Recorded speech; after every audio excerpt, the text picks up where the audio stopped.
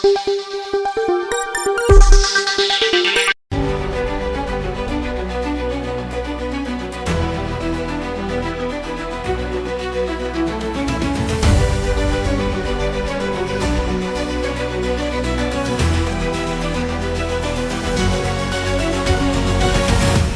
ಕೂತ್ಕೊಂಡು ಕೆಲಸ ಮಾಡ್ಲಿಕ್ಕೆ ನಮಗೆ ಸಮಯ ಕೊಡ್ಬೇಕಲ್ಲ. ಕಳೆದ 2023ರಲ್ಲಿ ಹೋರಾಟ ಮಾಡಿದಂತ ಸಂದರ್ಭದಲ್ಲಿ 10 ದಿನಗಳ ಕಾಲ ಬೆಂಗಳೂರು ಬೀದಿಯಲ್ಲಿ ಫ್ರೀಡಂ ಪಾರ್ಕ್ ನಲ್ಲಿ ಬೀದಿಯಲ್ಲಿ ಕೂತು ಅಂಗನವಾಡಿ ನೌಕರರು ಹೋರಾಟವನ್ನ ಮಾಡಿದ್ದಾರೆ. ನಮ್ಮ ಬೇಡಿಕೆ 9:30ಯಿಂದ 1:30ವರೆಗೆ ಮಕ್ಕಳಿಗೆ ಶಾಲಾ ಪೂರ್ವ ಶಿಕ್ಷಣವನ್ನ ಮಾಡಲಿಕ್ಕೆ ಸಮಯ ನಿಗದಿ ಮಾಡಬೇಕು ಸರ್ಕಾರ. ಆ ಅವಧಿಯಲ್ಲಿ ನಮಗೆ ಯಾವುದೇ ಕೆಲಸ ಹಚ್ಚಬಾರ್ದು, ಮಕ್ಕಳೊಟ್ಟಿಗೆ ನಾವು ಕಾಲ ಕಳೆಯಬೇಕು, ಮಕ್ಕಳಿಗೆ ಪಾಠವನ್ನ ಹೇಳಿಕೊಡ್ಬೇಕು. ಹಾಗಾಗಿ ನಾವು ಆದೇಶವನ್ನ ತಗೊಂಡಿದ್ದೀವಿ. ಆದ್ರೆ ಜಾರಿ ಮಾಡ್ಲಿಕ್ಕೆ ಬಿಡ್ತಾ ಇದ್ದೀರಾ ನೀವು?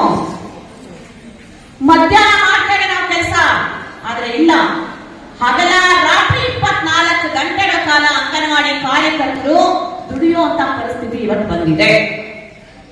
24 ಗಂಟೆ ಕಾಲ ಕೆಲಸ ಮಾಡಬೇಕು. ಮೊನ್ನೆಲ್ಲ BLO ಕೆಲಸ ಮಾಡ್ತಾ ಇದ್ದೀರಿ, ನಿಮ್ಮ ಸಮಸ್ಯೆಗಳನ್ನ ಸಂಘಟನೆ ಒಟ್ಟಿಗೆ ಹೇಳ್ತಾ ಇದ್ದೀರಿ. ಈಗಾಗಲೇ ಕಣ್ಣೂರಲ್ಲಿ ಒಬ್ಬ BLO ಸರ್ವೆ ಕೆಲಸವನ್ನ ಮಾಡಿ ಮುಗಿಸಿ ಮನೆಗೆ ಹೋಗುವಂತ ಸಂದರ್ಭದಲ್ಲಿ ತೀರ್ಕೊಂಡಿದ್ದಾರೆ, ಆಕ್ಸಿಡೆಂಟ್ ಆಗಿ. ದಾವಣಗೆರೆಯಲ್ಲಿ ಒಬ್ಬ ಅಂಗನವಾಡಿ ಕಾರ್ಯಕರ್ತೆ SIR ಕೆಲಸವನ್ನ ಮುಗಿಸಿ ಮನೆಗೆ ಹೋಗಬೇಕಾದಂತ ಸಂದರ್ಭದಲ್ಲಿ ತೀರ್ಕೊಂಡಿದ್ದಾಳೆ. ಮುಂಡರಗಿಯಲ್ಲಿ MLA ಸಭೆಯನ್ನ ಮುಗಿಸಿ ಬರಬೇಕಾದ್ರೆ ಆಕೆ ಅಲ್ಲೇ ಸ್ಥಳದಲ್ಲಿ ತೀರ್ಕೊಂಡಿದ್ದಾಳೆ. ಮುಂಡರಗಿಯಲ್ಲಿ ತಾಲೂಕು ಪಂಚಾಯತ್ ನಲ್ಲಿ ಸಭೆಗೆ ಹೋಗಿ ಏನಾಯ್ತು ಗೊತ್ತಿಲ್ಲ, ಯಾವ ಅಪರಾಧಗಳನ್ನ ಹೊರಿಸಿದ್ರು ಗೊತ್ತಿಲ್ಲ, ಆಕೆ ಬರಬೇಕಾದ್ರೆ ತಲೆ ತಿರುಗಿ ಬಿದ್ದು ಜ್ಞಾನ ತಪ್ಪಿದ್ದಾಳೆ. ಅದೇ ರೀತಿಯಾಗಿ ಬಹಳಷ್ಟು ಜನ ಒತ್ತಡಕ್ಕೆ, ಮಾನಸಿಕ ಒತ್ತಡಕ್ಕೆ ಒಳಗಾಗಿದ್ದಾರೆ. ಅಂತ ಸಂದರ್ಭದಲ್ಲಿ ಕೂಡ ಅಂಗನವಾಡಿ ಕಾರ್ಯಕರ್ತರು ಕೆಲಸವನ್ನ ಮಾಡ್ತಾ ಇರುವಂತ ಸಂದರ್ಭದಲ್ಲಿ ಸರ್ಕಾರ ಏನಾರ ಪರಿಗಣಿಸಿದ್ಯಾ? ನಾವು ಹೇಳ್ತಾ ಇದೀವಿ, ಕೆಲಸದ ಹೊರೆಯನ್ನ ಕಡಿಮೆ ಮಾಡಿ ಸ್ವಾಮಿ ನಮಗೆ ಅಂತ. ಮಕ್ಕಳ ಜೊತೆ ಕಾಲ ಕಳೆಯಲಿಕ್ಕೆ ಸಮಯವನ್ನ ಕೊಡಿ. ಈ ದೇಶದಲ್ಲಿ ಬಹಳಷ್ಟು ಜನ ಓದಿರುವಂತ ನಿರುದ್ಯೋಗ ಯುವಕ ಯುವತಿಯರಿದ್ದಾರೆ. ಅವ್ರಿಗೆ ಕೂಡ BLO ಕೆಲಸ ಮಾಡ್ತಾರೆ, ಅವರಿಗೆ ವಯಸ್ಸಿಗೆ SIR ಮಾಡ್ತಾರೆ, ಅವರಿಗೆ ವಯಸ್ಸಿಗೆ ಗೃಹಲಕ್ಷ್ಮಿ ಯೋಜನೆ ಕೆಲಸವನ್ನ ಮಾಡ್ತಾರೆ. ಆದ್ರೆ ಮಕ್ಕಳ ಒಟ್ಟಿಗೆ ಸಮಯವನ್ನ ಕಳೆಯಬೇಕಾದಂತ ಅಂಗನವಾಡಿ ಕಾರ್ಯಕರ್ತರಿಗೆ ಬೇರೆ ಎಲ್ಲಾ ಕೆಲಸವನ್ನ ಹಚ್ಚಿ ಅಂಗನವಾಡಿಯನ್ನ ಇಲ್ಲವಾಗಿಸಲಿಕ್ಕೆ ಇವತ್ತು ರಾಜ್ಯ ಮತ್ತು ಕೇಂದ್ರ ಸರ್ಕಾರದ ಕೊಟ್ಟಿದೆ. ನಾವು ಈ ಸಂದರ್ಭದಲ್ಲಿ ವಿರೋಧವನ್ನ ಮಾಡಬೇಕಾಗಿದೆ.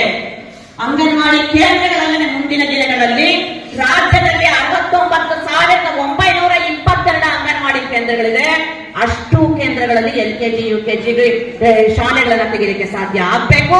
ಅಷ್ಟು ಶಾಲೆಗಳಲ್ಲಿ ಮಾದರಿಯಾಗಿ ನಾವು ಮಕ್ಕಳಿಗೆ ಶಿಕ್ಷಣವನ್ನ ಕೊಡ್ಲಿಕ್ಕೆ ಸಾಧ್ಯ ಆಗ್ಬೇಕು. ಸರ್ಕಾರ ಹೇಳುತ್ತೆ ಖಾಸಗಿಯಲ್ಲಿ ಸೋರಿಕೆ ಆಗೋದ್ರಿಂದ ಇವತ್ತು KPS ಶಾಲೆಗಳು ಬಂದಿದೆ ಅಂತ. ಹೌದು ಸ್ವಾಮಿ, ನಾವು ಒಪ್ಕೊಳ್ತೇವೆ. ಆದ್ರೆ ಅಂಗನವಾಡಿ ಕೇಂದ್ರದ ಪಕ್ಕದಲ್ಲೇ ಒಂದು ಶಿಶುಪಾಲನಾ ಕೇಂದ್ರವನ್ನ ಮಾಡಿ 3 ವರ್ಷದ ಒಳಪಟ್ಟ ಮಕ್ಕಳು ಅಲ್ಲಿಗೆ ಬರಲಿ, ನಂತರ ಮಗು ಅಂಗನವಾಡಿ ಕೇಂದ್ರಕ್ಕೆ ಬರಲಿ. ಅಂಗನವಾಡಿಯಿಂದ ನೇರ ಸರ್ಕಾರಿ ಶಾಲೆಗೆ ಹೋದ್ರೆ ಯಾವ ಖಾಸಗಿ ಶಾಲೆಗೆ ಸೋರಿಕೆ ಆಗುತ್ತೆ?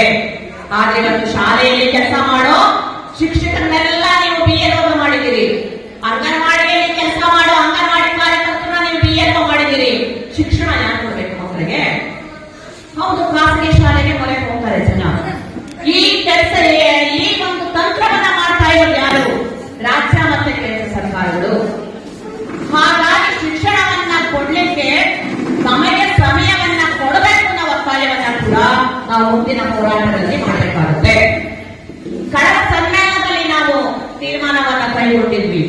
ರಾಜ್ಯದಲ್ಲಿ ಇರುವಂತಹ ಅಂಗನವಾಡಿ ನೌಕರರಿಗೆ ಗ್ರಾಜ್ಯುಯಿಟಿಯನ್ನು ನಾವು ಕೊಡಬೇಕು ಅಂತ. ಏಪ್ರಿಲ್ 2022ರಲ್ಲಿ ಸುಪ್ರೀಂ ಕೋರ್ಟ್ ಒಂದು ತೀರ್ಪನ್ನ ಕೊಟ್ಟು 1972ರ ಗ್ರಾಜ್ಯುಯಿಟಿ ಕಾಯ್ದೆ ಅಡಿಯಲ್ಲಿ 5 ವರ್ಷ ಸೇವೆಯಾದವರೆಲ್ಲರಿಗೂ ಕೂಡ ಗ್ರಾಜ್ಯುಯಿಟಿಯನ್ನು ಕೊಡಬೇಕು ಅಂತ. ನಂತರ ನಾವು 2023 ಜನವರಿಯಲ್ಲಿ ಹೋರಾಟವನ್ನು 10 ದಿನಗಳ ಕಾಲ ಮಾಡಿದ್ವಿ. ನಮ್ಮ ಹೋರಾಟದ ಪರಿಣಾಮವಾಗಿ ಬರಿಗೈಯಲ್ಲಿ ಹೋಗಬೇಕಾದಂತಹ ಅಂಗನವಾಡಿ ಕಾರ್ಯಕರ್ತರು ಇವತ್ತು ಗ್ರಾಜ್ಯುಯಿಟಿಯನ್ನು ಪಡ್ಕೊಂಡು ಹೋಗಲಿಕ್ಕೆ ಸಾಧ್ಯ ಆಗ್ತಾ ಇದೆ. ಇದು ನಿಮ್ಮ ಸಂಘಟನೆಯ ಶಕ್ತಿ. ಸರ್ಕಾರದವರು ಅಷ್ಟು ಮಾಹಿತಿ ಅಂಗನವಾಡಿಯ ಮೂಲಕ ಪಡೆದಿದ್ದಾರೆ. ಯಾವ ಶಿಕ್ಷಕರು ಹೋದ್ರೂ ಕೊಡಲಿಲ್ಲ. ಈಗಲೂ ಕೂಡ ಯಾರೇ ಹೋದ್ರೇನು ಮಂದಿ ಕೂಡ SIS ಅಲ್ಲಿ ಎಷ್ಟು ಜನ BLO ಅಂಗನವಾಡಿ ಕಾರ್ಯಕರ್ತಿದ್ದಾರೆ. ಅವ್ರಿಗೆ ಯಾರಿಗಾದ್ರೂ ಒಬ್ಬರಿಗಾದ್ರೂ ಸಹಾಯ ಮಾಡಿ ಅಂತ ಇನ್ನೊಬ್ಬ ಕಾರ್ಯಕರ್ತರಿಗೆ ಕೊಟ್ರೆ ಅದೇ ಟೀಚರ್ಸ್ಗಳು ನೋಡು, ಸೋತಿ ಹೋದ್ರೆ ಅವ್ರಿಗೆ ಏನೇ ಗೊತ್ತಿಲ್ಲ, ಮಕ್ಳು ಗೊತ್ತಿಲ್ಲ, ಊರು ಗೊತ್ತಿಲ್ಲ, ನೀವು ಸಹಾಯ ಮಾಡಿ. ನಾವು ಅಂಗನವಾಡಿ ಬಿಟ್ಕೊಂಡು ಎಲ್ಲ ಬಿಟ್ಕೊಂಡು ಅವ್ರ ಜೊತೆ ಓಡಾಡ್ಬೇಕು. ಅಂದ್ರೆ ಇಂಥ ರೀತಿಯಲ್ಲಿ ಅಂಗನವಾಡಿ ಕಾರ್ಯಕರ್ತರನ್ನ ಬಳಸ್ಕೊಂಡು ಸಂಬಳ ರಹಿತ ನೋಡ್ರಿ, ಇನ್ನೊಂದು ಅದೇ ಬರ್ತಾರೆ, ಅವ್ರಿಗೆ ಸಹಾಯ ಮಾಡಿ, ಇವ್ರಿಗೆ ಸಹಾಯ ಮಾಡಿ, ಆದ್ರೆ ಪರಿಪೂರ್ಣವಾಗಿ ಮಾಡ್ಕೊಡೋದು ನೀವೇ.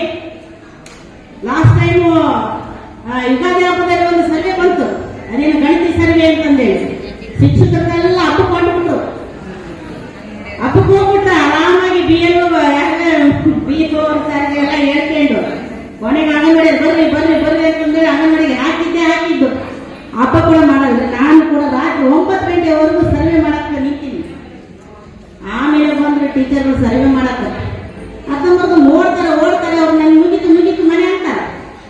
ನಾವು ನೋಡಿದ್ರೆ ಒಂದು ಅರ್ಧ ಗಂಟೆ ಕುಂತ್ರೆ 2 ಮನೆ ಆಗೋರು. ಏನಾಯ್ತು ಅಂತಂದೇಳಿ ಆಮೇಲೆ ನೋಡಿದ್ರೆ ಮನೆಯಲ್ಲಿ 2-3 ಮಾತ್ರ ಸರ್ವೆ ಮಾಡಾರ. 6 ವರ್ಷ ಒಳಗಿನವ್ರನ್ನ ಬಿಟ್ಟಾರ, 9 ವರ್ಷ ಒಳಗಿನವ್ರನ್ನ ಬಿಟ್ಟಾರ, ಆಮೇಲೆ ಏನು ಗೃಹಲಕ್ಷ್ಮಿ ಹೆಣ್ಮಕ್ಳನ್ನ ಬಿಟ್ಟಾರ ಅಂತೆಲ್ಲ ಬಂತು. ಕೊನೆಗೆ ಅಂಗನವಾಡಿ ಕೂತ್ಕೊಂಡು ನಾವೆಲ್ಲ ರೆಕಾರ್ಡ್ಗಳನ್ನ ಇಟ್ಕೊಂಡು ಮೇಡ್ಸ್ಗಳನ್ನ ಕೂರಿಸ್ಕೊಂಡು ಮಾತಾಡ್ರಪ್ಪ ಇವೆಲ್ಲ ತುಂಬಿಡಿ ಅಂತೇಳಿ ಮಾಡಿದ್ದಾರೆ.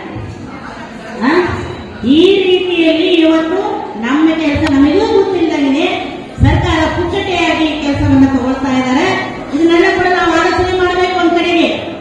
ಒಂದ್ ಕಡೆಗೆ ಮೊಬೈಲ್ ಕೊಟ್ಟು ನಾನು ಎಲ್ಲಿ ಹೋಗ್ತೀನಿ ಎಲ್ಲಿ ಬರ್ತೀನಿ ಏನೆಲ್ಲ ಚಲನವಲನಗಳು ಕೂಡ ಗುರುತು ಮಾಡ್ತಾ ಇದ್ದಾರೆ. ಏನ್ ಮಾಡಿ ಏನ್ ಸಾಧನೆ ಮಾಡ್ತಾ ಇದ್ದಾರೆ. ನಮ್ಮ ಚಲನವಲನ ಗುರುತು ಬೇಕಾಗಿಲ್ಲ, ಇಡೀ ಮಾನವ ಸಂಪನ್ಮೂಲನ ಇವತ್ತು ಬೆಳೆಸಲಿಕ್ಕೆ ಇರ್ತಕ್ಕಂಥದ್ದು ಅವರಿಗೆ ಶಿಕ್ಷಣ, ಆರೋಗ್ಯ, ಆಹಾರ ಇವನು ಕೊಡಬೇಕಾಗಿರೋದು. ಮತ್ತು ಉದ್ಯೋಗನೇ ಇಲ್ಲ, ಉದ್ಯೋಗ ನಶಿಸಿ ಹೋಗ್ತಾ ಇದೆ.